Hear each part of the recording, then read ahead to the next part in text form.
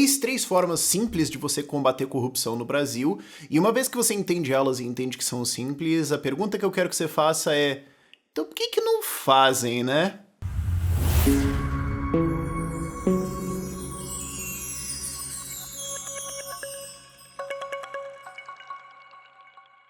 Eu sinto saudade de fazer esses vídeos mais básicos, eu acho que eu preciso fazer disso mais. E uma coisa que as pessoas precisam entender é a conexão entre liberdade econômica e combate à corrupção.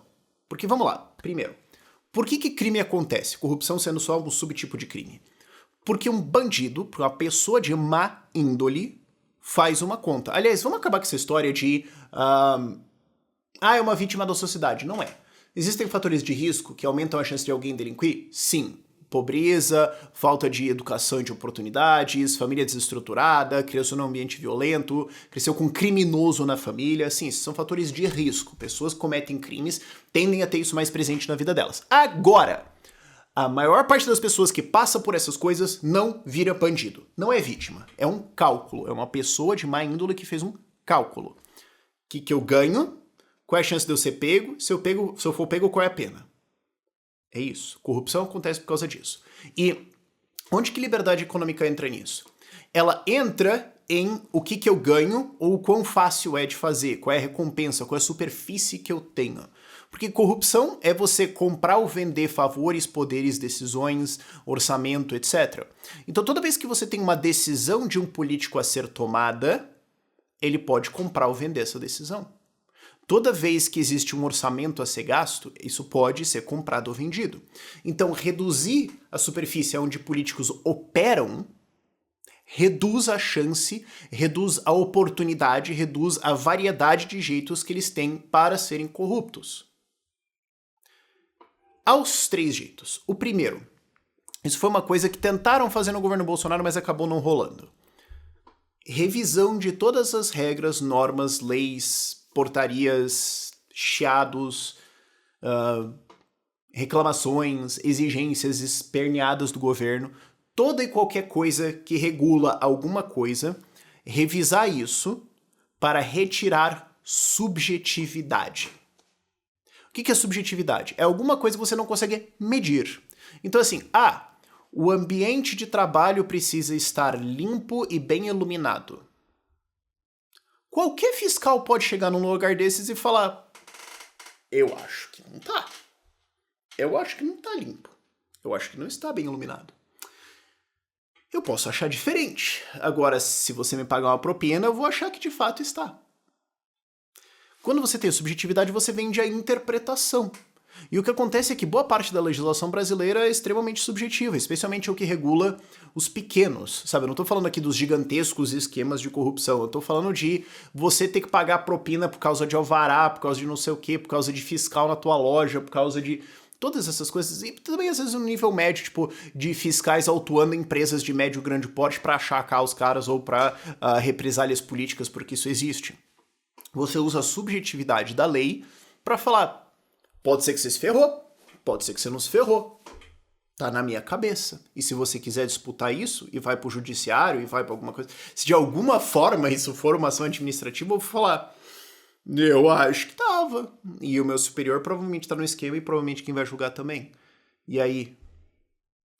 Depois disso, você tem uma segunda fase que é: tá, mas dentro de coisas objetivas, eu ainda posso vender o eu não vi. Ou eu posso fazer regras objetivas burras, que elas te impõem um monte de custos, e daí eu cobro pra, quem sabe, nesse caso aqui pra você não vale. Ou eu posso criar um monte de regras objetivas extremamente difíceis, que você não consegue superar, e depois te vender ou pular por cima. A parte objetiva da regulação no Brasil hoje efetivamente faz isso. O que ela faz é criar várias coisas, várias dificuldades, vários custos para você construir alguma coisa, para você abrir uma loja, para você juntar 2 empresas, para tem uma empresa que tem um depósito, não sei o que tem fabricação, tá bom, tá aqui todas as regras que você tem que cumprir, você não vai conseguir cumprir tudo. Você não tem como, essas regras são enormes, são infinitas, e uma hora você vai errar alguma coisa e eu vou te carcar por isso e te cobrar, ou eu posso falar assim, todo mundo tem que seguir essas regras, mas se você me pagar, não segue isso. Ou você pode usar isso, inclusive, para criar regras objetivas, claras e pesadas nos seus concorrentes. Isso aconteceu no Brasil, tá? Teve um grande setor econômico envolvido em escândalo de corrupção aí ao longo da Lava Jato, que o esquema era esse. Compra político para que eles façam regras extremamente caras e difíceis para os concorrentes de coisas que você já faz. Então vamos obrigar para os outros o meu padrão de indústria. Eu vou ter custo zero para me adaptar a isso. Eles vão ter um custo gigante. Então eles têm um custo por causa disso, se tornam menos competitivos ou quebram, e eu vou lá e compro. Você pode fazer esse tipo de coisa. Então o que você pode fazer? Eliminar regras objetivas. Isso foi feito dentro do âmbito da Lei de Liberdade Econômica ao inserir o contexto de risco baixo, médio e alto. Eu falo assim, olha, existem regras que são objetivas, claras e simples e burras. Exemplo, se você for construir um imóvel em Brasília para você ter o alvará e vender esse imóvel para alguém, ele tem que ter um tanque. Não um blindado, ok? Isso seria interessante. Se bem que isso em Brasília... Xandão, calma, eu falei Tanques Brasília, o assessor do Xandão já tá vendo o vídeo. Certeza. Certeza que isso tá acontecendo já. Calma. Tô falando tanque de lavar roupa. Você fala, mas por que Janho existe a necessidade, no ano de Nosso Senhor 2023, de um tanque físico para lavar louça para você vender um imóvel em Brasília? Quem precisa disso? Qual é a lógica? É uma regra objetiva. Tem ou não tem. Mas cria um custo, é estúpido, mas pode também ser objetivo de alguma coisa, alguma cobrança, alguma coisa assim. Como é que você pode fazer para cobrar propina dentro do setor de construção, por exemplo? Isso acontece pra caramba. Você cria um monte de regras para construir um prédio, um imóvel, uma casa, uma reforma, etc. Tá aqui um monte de regras, eu vou te carcar, vou te atuar alguma coisa, cara, alguma coisa, o tamanho da janela tava errado, não sei o que, o ângulo, o pé direito por 2 centímetros, a altura era sem contar o gesso, não, eu vou contar o gesso, você não, você achou que não era, é sim, vamos fazer isso diferente. E uma hora você consegue. Então, qual que é o conceito de baixo risco? É falar, cara, existe um monte de regulações sobre coisas que não importam pra ninguém nunca na história de qualquer coisa, revoga isso tudo. A Lei de Liberdade Econômica, ela criou a ideia de, olha, existe a fiscalização de empresas, negócios e tudo mais. Tá bom. Então você tem fábricas com maquinário complexo ou elementos químicos que podem causar acidentes gigantescos e tudo mais, e você tem a padoca, e você tem uma barbearia, e você tem uma loja de móveis. Qual é o risco à República e à sociedade civilizada ocidental que uma loja de móveis pode oferecer? Faz sentido a gente ficar cobrando um monte de coisa deles? Não. Então eu vou fazer o seguinte, ó. Vocês ficam de boa. A gente esquece essas regras aqui, pra vocês não vale, vocês só declaram que tá tudo certo, a gente não vai conferir. Se der pau, nós vamos ter um problema. Aí nós vamos ter uma conversa diferenciada. Até lá, tá tudo bem. Então você pode, depois de tirar a subjetividade de regras, pegar todas as regras objetivas e ver, cara, o que realmente aqui é sobre, tipo, vida? O que realmente aqui é sobre danos graves? Deixando claro que, obviamente, eu sou contra o Estado regular qualquer coisa. E eu acho que isso pode ser feito de uma maneira privada, de uma forma muito melhor. Agora, assim, dando o que a gente pode fazer hoje, certo?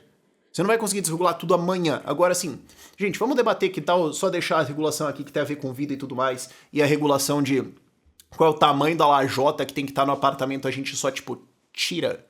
Porque ao retirar isso, você retira também vários objetos que podem ser alguma ideia de corrupção ali. E por fim, Estônia. Digitalização. Porque, note, eu já tô falando assim, você vai pegar todas as regras e deixá-las objetivas. Então, assim, é uma questão de você olhar e falar sim ou não. É 38 centímetros que tem que estar tal coisa. Tá bom, você bota uma régua e mede. Simples. E agora eu tô tirando uma porrada de coisas e deixando poucas regras que precisam ser verificadas. Eu preciso de um humano decidindo isso? E o caso da Estônia é o país que se digitalizou inteiro. Eu sou residente digital da Estônia, eu já tive empresa lá. E, cara, é tudo digital. Por quê? Porque é mais barato? Porque é mais barato. Porque é mais fácil de operar o sistema? Porque é mais fácil de operar o sistema. Porque é mais prático para todo mundo usar? Sim. Mas acima de tudo, porque tira o humano e aonde tem um humano, ele é visto e registrado. Porque a Estônia é uma ex-república soviética, onde corrupção era rampante e o governo, a ditadura, usava a burocracia para reprimir pessoas. E isso existe no Brasil, tá? Para quem... Cara, eu sei que isso é novidade para muita gente, mas assim, isso existe dentro de campanhas. Assim, tipo, se você doar para tal candidato que é da oposição ao governo, você tem gente que está no governo, que está indo reeleger ou que está tentando eleger o sucessor, que está monitorando os candidatos de oposição para ver quem doa. Se você doar para ele, amanhã, magicamente, do nada, vai aparecer metade da torcida do Flamengo de fiscal na tua empresa, vendo tudo. Por quê? Para te punir. Porque você doou para quem não era para doar. Isso existe, isso ocorre pra caramba, ok? Mas voltando para a União Soviética, eles usavam toda essa regulação para reprimir pessoas. Então, quando a Estônia saiu disso, eles falaram, tá, nós queremos tirar a decisão humana, porque esse era o jeito que o cara roubava, que o cara reprimia, que o cara oprimia, que é o jeito que a ditadura funciona. Então, coloca isso na máquina. Você tem um computador que pode olhar e falar, tá, as exigências estão cumpridas? Estão cumpridas. Aqui está o documento. Um humano não passa por isso. Porque você não tem nem alguém para relar no negócio, como é que ele vai vender alguma coisa? E contexto, a Estônia estava fazendo isso nos anos 90 e 2000. Hoje a gente tem inteligência artificial. Hoje o nosso nível de software é tão grande que você precisa realmente sentar e se perguntar, eu preciso de algum humano para decidir alguma coisa nisso aqui? Alvará de construção. Eu preciso de um humano. O quão complexo tem que ser um projeto para eu precisar de um humano para ver isso aqui e tomar uma decisão? Não dá para digitalizar isso? E tem empresas que já fazem isso no Brasil, de automatizar tudo, alvará de construção, que você coloca todos os documentos lá, fala, tá tudo certo, ele verifica tudo e te dá o alvará. Então não tem como cobrar a propina do alvará, não tem como cobrar a propina disso, daquilo. Coisas de empresas podem ser decididas, coisas de declarações podem ser decididas assim. Automatizar todo esse processo e passar para o digital, passar para um robô, passar para uma máquina, retira a possibilidade de um humano estar ali no meio. E onde ele precisa estar, isso é uma coisa muito legal do sistema estoniano. Você consegue registrar. Porque aonde que o fiscal consegue dar uma juntada? Quando ninguém está olhando, quando ninguém sabe o que está acontecendo, quando ninguém sabe nem que ele foi. Tá bom, só vale o que está registrado no digital. Você quer fazer, você vai ter que ir lá. Você quer fazer, você tem que colocar provas, você tem que fazer isso tudo dentro do sistema. Você quer ver dados, você quer ir revisar alguma coisa, vai ser registrado quem acessou, quando ele pode ter que explicar por quê. Você sabe todo o processo e isso dificulta você ter um momento onde vai fazer alguma coisa e aumenta a chance de detecção depois, porque se alguma coisa estranha acontece, você consegue ver, tá, quem que participou dessa decisão, quem estava, quem viu, por que viu, por que estava mexendo nisso, por que isso aqui passou pela tua mão, não deveria, estava automatizado. Essas são coisas que também são desregulamentação, desburocratização, digitalização de sistemas. Coisas que são redução de Estado, redução de custos, redução de regras, redução de arbitrariedades, redução de complicações. Isso aí tem um efeito muito grande em combater a corrupção, e isso é muito importante. Mas também é parte da pauta de liberdade econômica. E eu acho que é muito importante porque, assim, tem as pessoas entenderem isso, porque tem muita gente que hoje é anticorrupção e que precisa entender que o caminho para você fazer isso é a redução de Estado. É entender que, assim, aonde você tem alguém, esse alguém pode ser de má índole e pode usar esse sistema para sua vantagem. Quem melhor fizer isso vai tender a ter vantagens nesse jogo, o que significa que quanto mais você sobe nos escalões de poder, maior vai ser a densidade de ser humano objeto que usa a corrupção para ganhar vantagem. Então, se você quiser limpar isso, tire a possibilidade dessas pessoas usarem o sistema, tire essa subjetividade, tire a decisão humana, e isso vai passar por tirar a regulação e tirar o poder dos caras. Eu acho que isso é uma coisa que ainda é novidade para muita gente, mas espero que isso aqui tenha sido útil. O exemplo da Estônia eu acho que é muito legal nisso, porque é um país que limpou pra caramba. O exemplo da Geórgia também é um exemplo muito legal. A Geórgia é do lado do Azerbaijão, da Armênia, sul da Rússia. Ela era uma cleptocracia até 2022, até 2002, aliás, governo completamente corrupto. E ao fazer as reformas para ser um dos países mais economicamente livres do mundo, hoje é o 7º ou 8º, também basicamente destruiu a corrupção no país. Então, assim, espero que isso inspire o pessoal anticorrupção a dar uma pesquisada mais sobre libertarianismo. Pode ser útil. Por esse vídeo é isso. Tchau, tchau.